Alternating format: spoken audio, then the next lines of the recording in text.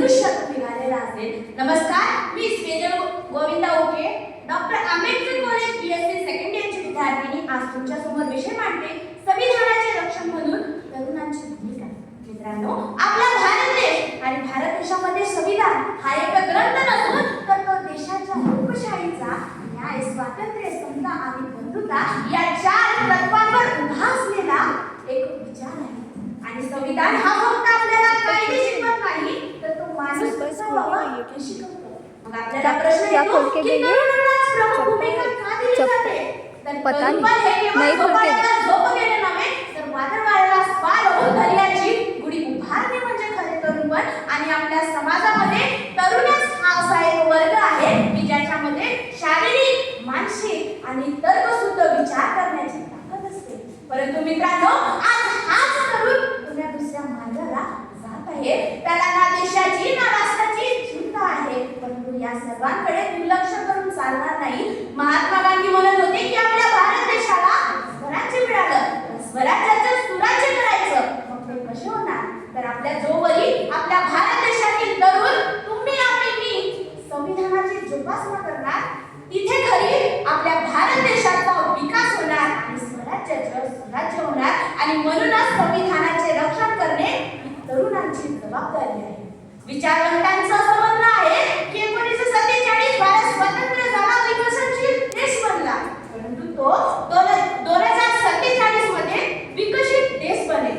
परंतु हे केवळ बोलून चालणार नाही तर आपण जोपर्यंत संविधानाला अनुसरून काम करत नाही तोपर्यंत काही होणार नाही. मित्रांनो, आपल्याला संविधानामध्ये कलमा दिसून येतात की स्त्रियांचे सन्मान केले पाहिजे, स्त्री सशक्तीकरण बद्दल लिहिलं आहे. परंतु आज तुमच्या माझ्यासारखी मुलगी जरी रोडने चालत असेल तर चार मुलं सिट्या वाजवते, तिची छेडखानी करते. तर ही संविधानाची जोपासना आहे का?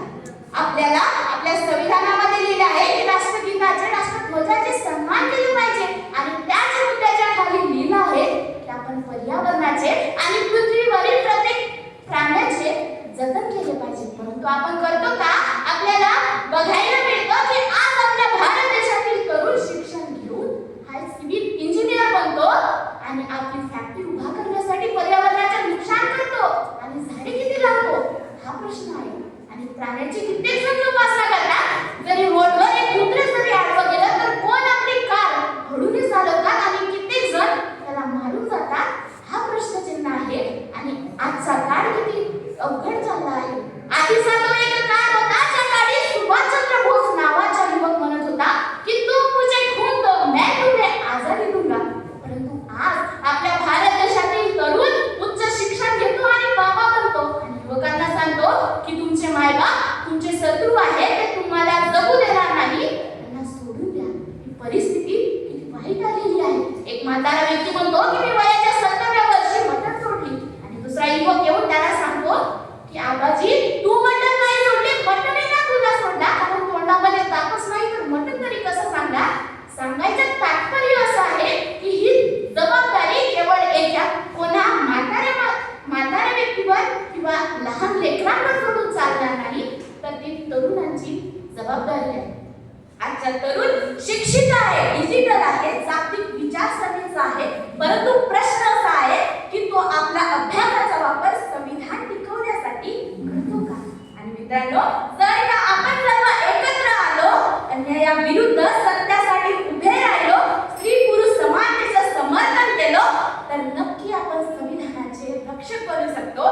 शेवटी एवढेच म्हणे की घर किसी के टूटे तो कर दे दिवाले, सब मिलके शाला और सड़कें बना ले, सारे बिछड़े तो फिर से मिला ले, टुकड़िया का यह सुन ले कलाम, सुन ले भारत के प्यारे जवान, तुझ पे सौंपी है जिंदगी तमाम, तुझ पे सौंपी है जिंदगी तमाम. जय हिंद, जय भारत, जय संविधान. धन्यवाद.